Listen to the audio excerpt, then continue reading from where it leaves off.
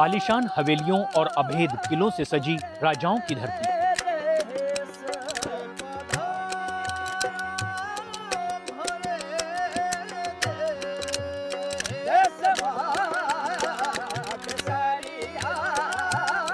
जो सदियों से भारत की रक्षा करती आई है।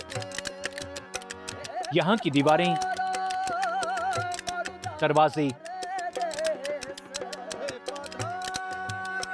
खिड़कियां, रेगिस्तान और उसके रेत के टीले उस दौर के शौर्य और गर्व, संस्कृति और खूबसूरती, युद्ध और शांति की अनोखी दास्तां बयां करते हैं। टीकाकरण को लेकर नेटवर्क 18 और फेडरल बैंक की जागरूकता मुहिम संजीवनी और शॉर्ट ऑफ लाइफ भारत के सबसे बड़े राज्य राजस्थान पहुंची।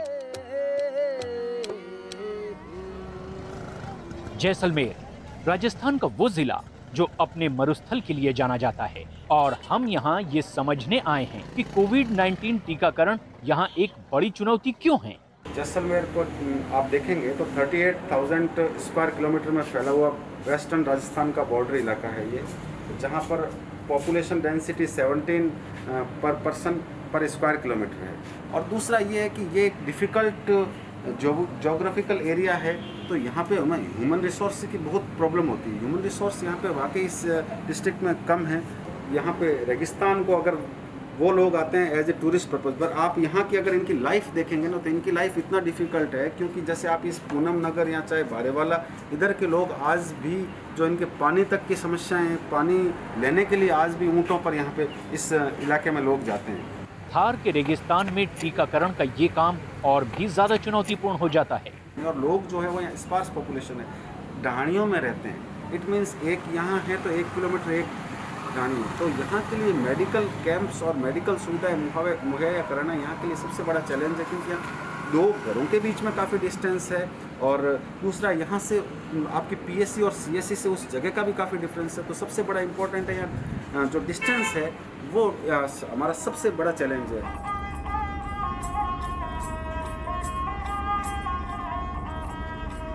सीमा से सटे इस जिले में सड़कें बहुत ही अच्छी हैं, खासतौर पर भारतमाला हाईवे पर, जो फाइटर जेट को उतारने के लिए इमरजेंसी रनवे के तौर पर भी काम करता है। ये बेहद ही संवेदनशील इलाका है और हमें आगे जाने के लिए सुरक्षा कर्मियों से इजाजत लेनी होगी। स्वास्थ्य कर्मियों ने हमें पहले ही चेतावनी दी थी कि रेगिस्तान में सफर करना खतरनाक साबित हो सकता है। कितना दूर है? और 50 किलोमीटर है। अच्छा। और अपने को बागे ना तो नेटवर्क आएगा और ना रोड पे कोई मिलेगा, कोई व्हीकल, कोई साधन नहीं मिलेगा। तो आपको बिल्कुल हमारे साथ रहना है, पीने का पानी गाड़ी में रखना है और अलग नहीं होना है, क्योंकि ना तो नेटवर्क आएगा, ना कोई इंसान मिलेगा रोड पे, ना कोई व्हीकल, कोई असिस्टेंट मिलेगा अपने को। ठीक है, ठीक है, चलिए चलिए। ठीक है।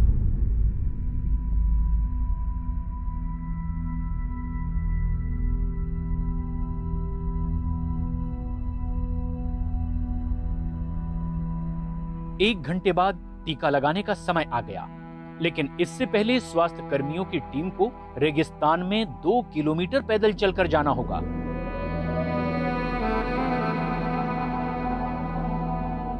ये बस्ती मुस्लिम बंजारों की है, जो गरीब होने के साथ साथ अशिक्षित होते हैं। ये जहां रहते हैं उसे स्थानीय भाषा में ढाणी कहा जाता है।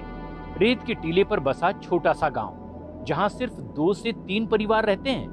हमें बस इन्हें समझाना पड़ा और इतने भर से ही 3 महिलाओं को जानलेवा वायरस के खिलाफ सुरक्षा कवच दे दिया गया। बहन जी आ गया, आज टीका लगा गया, डॉक्टर साहब आ गया। टीका लगा लिया? हाँ टीका लगा ले।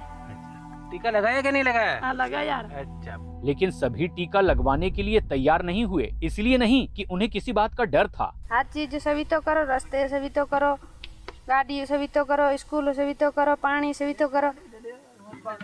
फिर टीका अनपढ़ टीका केड़ा लगा रही। मैं अनपढ़, मेरा बच्चा सब है अनपढ़ बैठा है। एक बार फिर टीकाकरण करने वाली टीम को झुलसा देने वाली गर्मी में 2 किलोमीटर चलकर दूसरे गांव तक जाना था।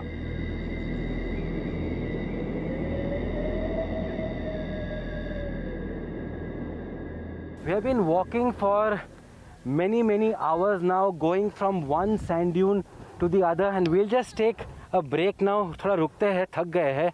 लेकिन राजेश मैडम, बहुत टफ है ये, बहुत मुश्किल है।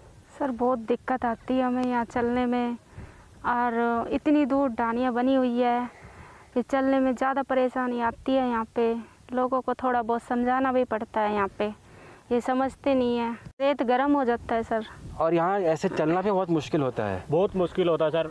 गर्मियों के दिनों में हम टीके लगाने के लिए आते हैं तो इतनी ज़्यादा मुश्किल होता है कि बहुत सारी बार तो पानी भी ख़त्म हो जाता है और डिहाइड्रेशन हो जाता है, चक्कर आने लग जाते हैं। हम अभी एक धानी के पास पहुँचे हैं। बताइए, हमारे पीछे वो एक धानी दिख रही है सर। वो कितना दूर है लगभग? सर 5 किलोमीटर, कम से कम 4-5 किलोमीटर दूरी पे ढानी होगी।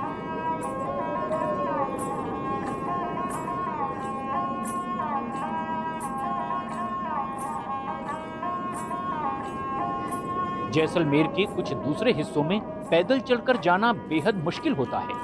ऐसे में ऊंट ही वहां पहुंचने का एकमात्र विकल्प होता है।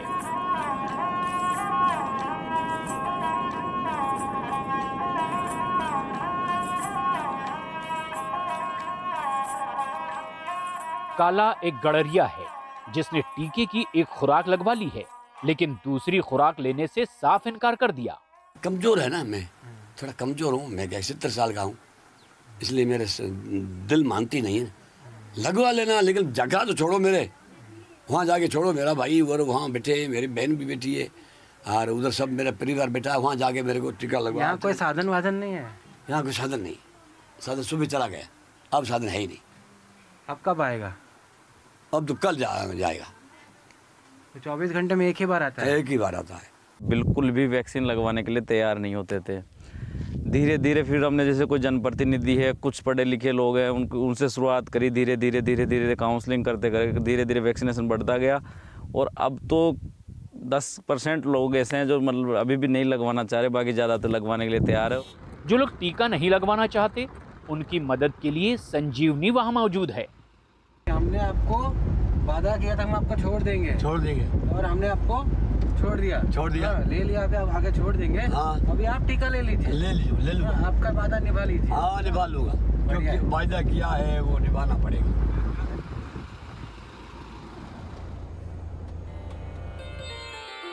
नैनू देवी मृदुभाषी और बेहद ही शर्मीली। 20 साल की नैनू अपनी सास के सामने बेहद ही कम बोलती हैं। डर लगता है कि मर जाएंगे, बहुत आदमी मर गए, खिर गए, नहीं लगाते हैं, ताव बुखार आ जाता है, शरीर दुखने लग जाता है, नहीं लगाते हैं, ऐसे जिंदगी चली जाएगी तो चली जाएगी, ऐसे बोलते। कुछ भी डर नहीं लगा, टीका लगा के आगे रुआ। 6 महीने की गर्भवती महिला ने टीका लगवाने से मना कर दिया, और आखिरकार उन्होंने इसकी वजह हमें बताई। कोविड के बारे में आप तो जानते ही हो कि कोरोना क्या है, जानते तो हो। बीमारी होती तो टीका क्यों लगाओ? डर लगता? डर क्यों लगे? नहीं लगाया, मन डर नहीं लगे। किस चीज का डर लगता है आपको? बुखार आने का। बुखार ऐसे ही आ जाता, आप क्या करोगे? आप है ना गर्भवती हो तो आपके पेट में 2 जान है, एक बच्चे की और एक अपनी, तो आपको तो जरूर टीका लगाना है, क्योंकि आपको संतुलित भोजन के साथ साथ, टीकों के साथ साथ आपको कोविड का भी टीका जरूर लगाना है। राजस्थान के रेगिस्तान वाले इस जिले में एक ग्रामीण विकास विज्ञान समिति नाम का NGO टीकाकरण को लेकर जागरूकता फैलाने का काम कर रहा है। मैं आपको समझाया, आप टीका लेंगे अभी? कुछ घरों के फासले पर रहने वाली इंदिरा देवी ने भी टीका नहीं लगवाया। उनका मानना है कि घरेलू नुस्खे कोविड-19 के इलाज के लिए काफी होते हैं। तो आप घरेलू उपचार बताइए हमें। बकरे का मीट खाता हूँ, हाँ। सब्जी बना के खाता हूँ, हाँ। और जिम लेता हूँ, हाँ। और उसके बाद के मैं जिजाई ओढ़ के सो जाता हूँ, हाँ। उसके बाद में पसीना होता है। हाँ, क्या हो जाता है? इससे कोरोना सही हो जाएगा? आपको विश्वास है कि इससे हम ठीक हो जाएंगे? इसके ठीक नहीं है तो ठीक कैसे रहेंगे? अच्छा, पहले आप अपना ये घरेलू उपचार करोगे? हाँ।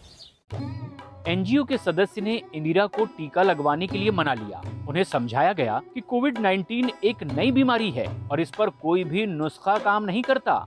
इसके बाद इंदिरा को तुरंत ही टीकाकरण केंद्र ले जाया गया। इनके पास संसाधन नहीं है, मोबाइल्स वगैरह या टीवी टेलीविज़न वगैरह ये कुछ नहीं देखते, तो इन लोगों को इतना जानकारी भी नहीं हो पाती कि कोविड फैल रहा है या नहीं फैल रहा है, क्योंकि ये अपने घरों में मस्त रहते हैं। तो इन लोगों को समझाना भी ज़रूरी है और बातचीत करने भी ज़रूरी है। हमेशा यही प्रयास रहता है ग्रेविस के कार्यकर्ताओं का कि लोगों को तक ये वैक्सीनेशन सुविधा पहुँचे और लोग इसका फ़ायदा लें।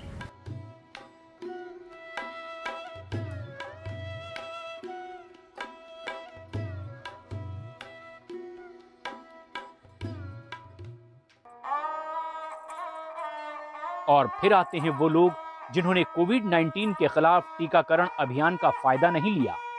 जितेंद्र गोयल चित्रकार नहीं हैं, लेकिन अपने पिता की याद में उनकी अधूरी रह गई पेंटिंग को पूरा कर रहे हैं। 65 वर्षीय लक्ष्मण गोयल एक जाने-माने चित्रकार थे और जैसलमेर के राजघराने के लिए काम करते थे। महामारी के दौरान उनके बेटे ने इस बात का ख्याल रखा कि वो घर के बाहर न निकलें, लेकिन मई के महीने में दूसरी लहर के दौरान पुणे में एक रिश्तेदार का घर पर आना उन्हें और उनकी बेटी को कोरोना संक्रमित कर गया। महज कुछ ही दिनों के भीतर गोयल परिवार में सन्नाटा पसर गया।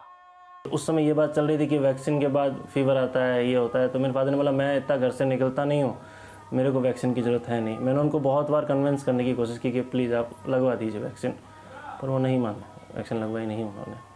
हर्षित अपने दादा लक्ष्मण के बेहद करीब था। दोनों के बीच का रिश्ता इतना गहरा था कि हर्षित ने अपने हाथ पर दादा के कलाकार के तौर पर किए जाने वाले हस्ताक्षर का टैटू गुदवा लिया।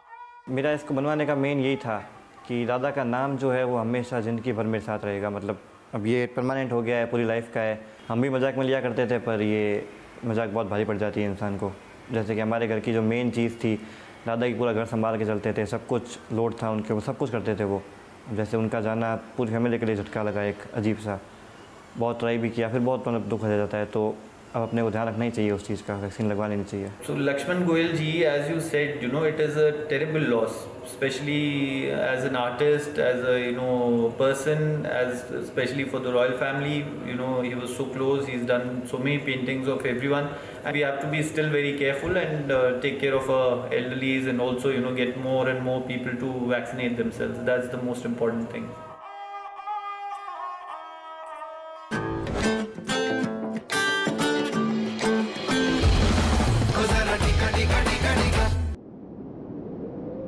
थार रेगिस्तान जो दुनिया की कुछ सबसे दुर्लभ जगहों में से एक है।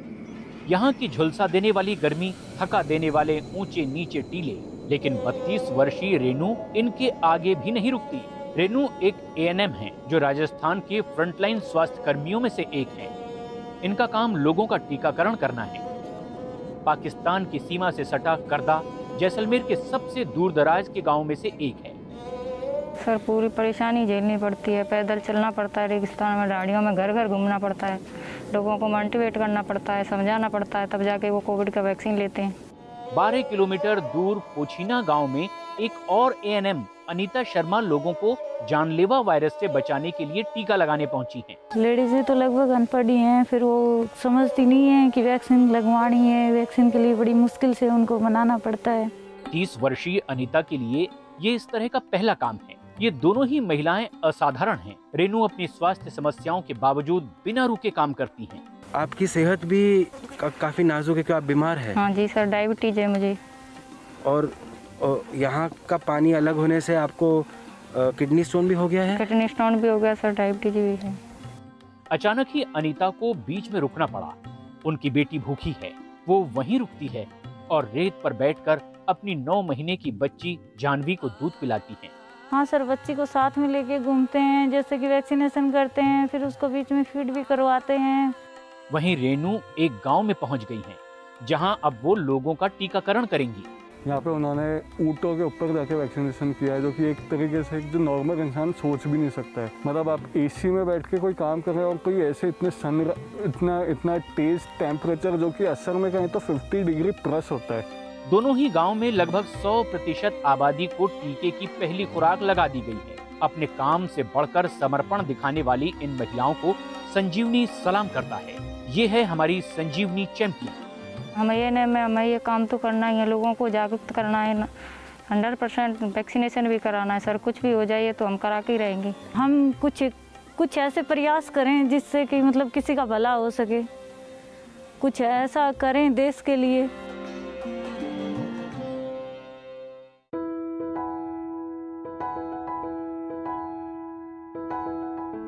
जोधपुर शहर में कालूराम भाटी काम करने पहुंच गए हैं। इनकी जिम्मेदारी कोविड टीकाकरण के सत्रों को सुपरवाइज करना है।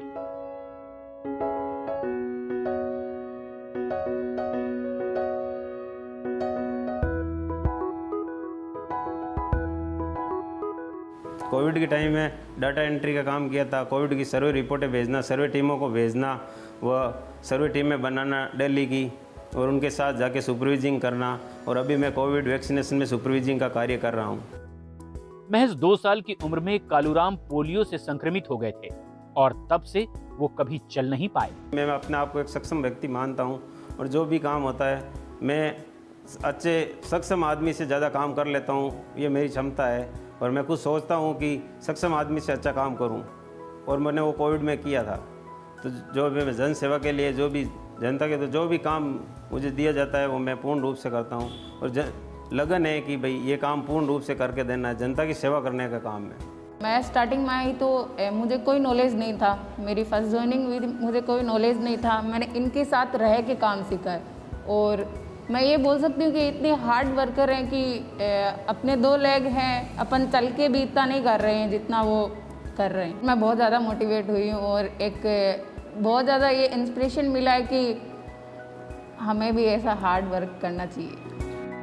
सिर्फ फ्रंटलाइन स्वास्थ्य कर्मी ही अकेले नहीं थे जो महामारी के दौरान लोगों की सेवा में जुटे थे, बल्कि कालूराम भी हमें प्रेरणा देते हैं। अपने काम से आगे बढ़कर लोगों की सेवा करने के लिए, कभी छुट्टी न लेने के लिए कालूराम हमारे संजीवनी चैंपियन हैं। देखा जाए कोई भी पिक्चर अगर बनती है तो स्टार कास्ट सामने दिखती है, लेकिन उसके बैकग्राउंड में जो पार्ट होता है वो पर्दे के पीछे वाले लोग कभी दिख नहीं पाते हैं। तो हमें जी एक की पर्सन हुआ करते हैं, ऐसे लोग हैं जो कि पर्दे के पीछे हैं, लेकिन इनकी वजह से ही ये प्रोग्राम सक्सेस हो पा रहे हैं। मेरी ज़िंदगी का ये उसूल है कि खामोशी से बनाते रहो अपनी पहचान, हवा खुद गुनगुनाएगी नाम तुम्हारा।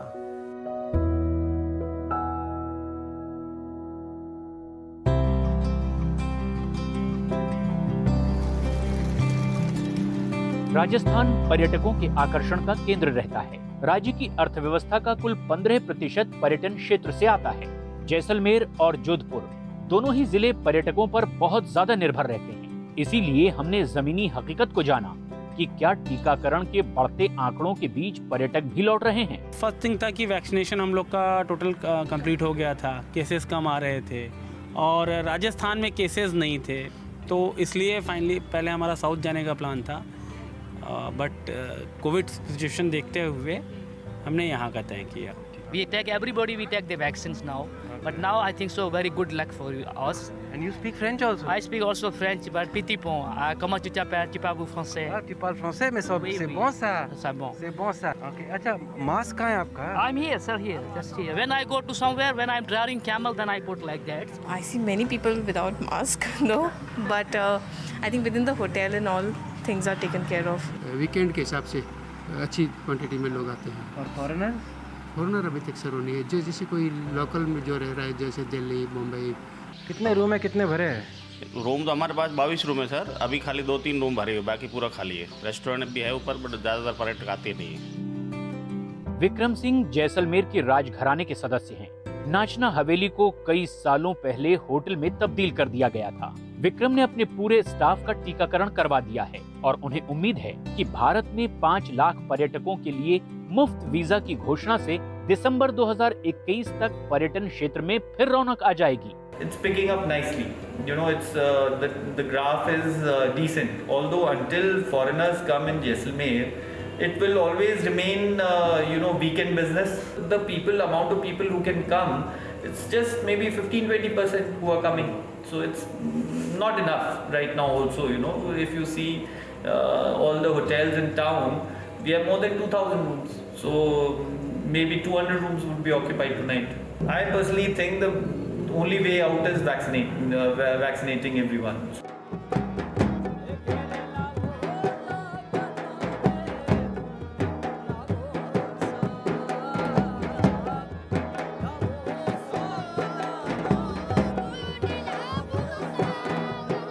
जैसलमेर अपने डेजर्ट कैंप के लिए मशहूर है, जहां धीरे धीरे पर्यटकों की संख्या बढ़ती नजर आ रही है। हर पर्यटकों का खर्च किया गया 1 रुपया दर्जनों लोगों के हाथों से गुजरता है। यहाँ बुक किया गया टेंट 8 लोगों को रोजगार देता है, जिनमें नाचने और गाने वाली मंडली भी शामिल होती है। और पर्यटन तभी बढ़ेगा जब पर्यटकों को सुरक्षित महसूस होगा। I think it is a very invigorating experience. It is very freeing. I'm coming all the way from US, North Carolina, and I'm here to visit my parents and also visit my family members. And I was here and I'm here at Bordy Camp, and everything that I have witnessed and seen is so comfortable. Seeing everyone vaccinated, it gives me a comfort level to be around people. We are vaccinated, and the camp people, they make sure that the people who come out here, they are vaccinated. And only then the bookings are done. So I think that's a good thing. Not wearing mask for their protection, for our own protection. So we have taken both the shots, and now we are fully vaccinated. पहले मेरे क्या मन में था ऐसा टीका नहीं लगाएंगे, कि थोड़ा आयुर्वेद के अनुसार मैं घर में ही वो अपने चिरायता वगैरह कुट्टो के घासा वगैरह सब ले रहा था। मैं नरेंद्र मोदी बड़ा एक देश का प्राइम मिनिस्टर है, वो अगर लगवा रहा था अपन क्यों नहीं लगवाएं। जो लोग स्वास्थ्य समस्याओं की वजह से टीका नहीं लगवा पाए थे, अब वो लोग जिंदगी की खुराक लेने यहाँ पहुँचे हैं। नहीं, मैं डर नहीं रही थी। मेरा बेबी छोटा है और मेरा लीवर का ऑपरेशन हुआ है बेबी के साथ साथ, तो उस वजह से मैं ले नहीं पाई। उस टाइम पे मेरे को इंजेक्शन भी बहुत लगे थे, तो मैं इस वजह से डर रही थी। पे ऑलमोस्ट 95% कवरेज हो चुका है, मगर कुछ माइग्रेटरी पॉपुलेशन है जो कभी यहाँ रहती है, बाहर रहती है, तो उसका 5-10% है, तो वो आने वाले टाइम में भी ऑलमोस्ट 2-3 मंथ्स में हम लोग कंप्लीट कर लेंगे। जो आज हम जिस भवन में है, उस भवन में 100 से अधिक वैक्सीनेशन कैंप आयोजित हो चुके हैं, और हमें लोगों को वैक्सीन करवा के इस बीमारी से निजात दिलाने के लिए हमें एक आत्मसंतुष्टि प्राप्ति होती है कि हमने कम से कम 30-35 हज़ार लोगों की जान बचाने का कार्य किया है हमारे समाज द्वारा। नेटवर्क 18 और फेडरल बैंक के सौजन्य से जो ये मुहिम संजीवनी चलाई गई है, एक बहुत अच्छी मुहिम है, और मैं शुक्रिया अदा करना चाहूँगा कि आप लोगों ने हमारे राजस्थान के जोधपुर ज़िले को इसके लिए चुना। एक रेगिस्तान एरिया जहाँ पे लोगों को जागरूक करना एक बहुत टफ टास्क है, और मैं तहे दिल से आप लोगों का शुक्रिया अदा करूँगा कि आपके सौजन्य से लोगों में जागरूकता हो पाई है।